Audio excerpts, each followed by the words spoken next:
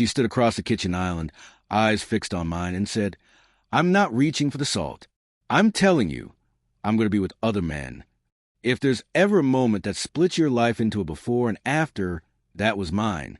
The only sound in the room was a low hum of the refrigerator, punctuated by the ice maker wrestling with a stubborn cube.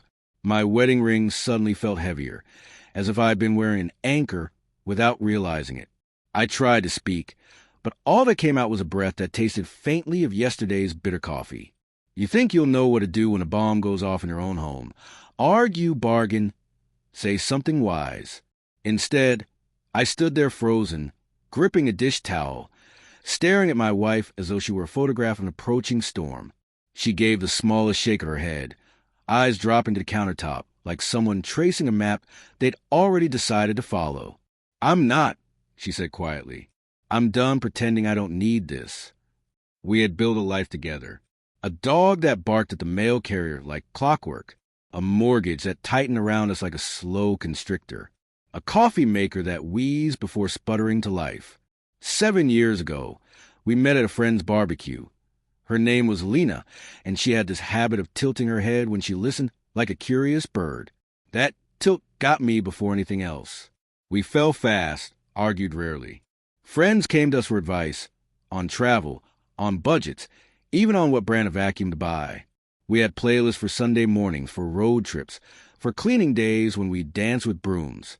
It was simple magic, the kind you don't realize is rare until it starts slipping away. The slipping began quietly, her phone face down more often, staying late after work for drinks with colleagues, podcasts about couples redefining commitment, and growing closer through openness. She'd pause them to tell me about people exploring companionship beyond their partners. I'd nod because nodding is easy. One night, she asked, "Do you ever think monogamy is just a story we tell ourselves?" I laughed. She didn't. I brushed it off like it was a joke, not a warning. The night it broke, there wasn't even an argument. She made pasta. I grated Parmesan until it scattered over the stove like snow.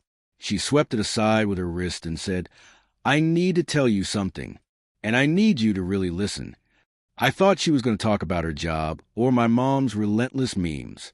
But then she inhaled deeply and said, "I'm going to be with other men. I wanted this for a long time. I love you and I don't want to lose us, but I can't ignore this anymore." My body felt like an alarm was blaring inside it, but all the exits were locked. From somewhere distant, I heard myself ask, "What does this mean for us?" "We stay together," she said. "We make new rules. We'll be honest. People do this all the time." She reached for my hand. Instinctively, I pulled back.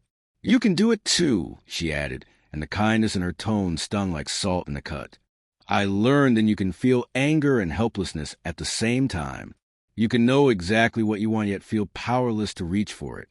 I went upstairs, the dog trailing behind, nails tapping on the floor. I sat on the bed's edge, staring at the dent my body made in the mattress. Try to imagine loving her while knowing she'd be with others. My mind kept skipping, replaying the way her hand had trembled when she said our vows, not from doubt, but from certainty. When I came back downstairs, I asked, "When does this start?" "I've met someone," she admitted. "We haven't crossed any lines yet, but we will soon." I laughed, short and bitter. What if I say no?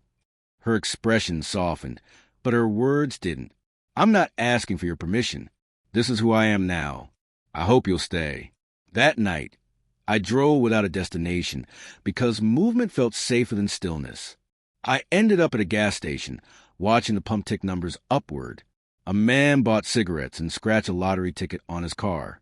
A woman in scrubs yawned into her sleeve. Life moved on, indifferent to the fact my marriage had just been set on fire. I called my brother. He answered on the third ring. When I told him, he swore under his breath and said, "Come over." I didn't. I wasn't ready to make it real by saying it again. Instead, I drove back to the house with a humming fridge and the woman I loved, who had opened a door I couldn't step through.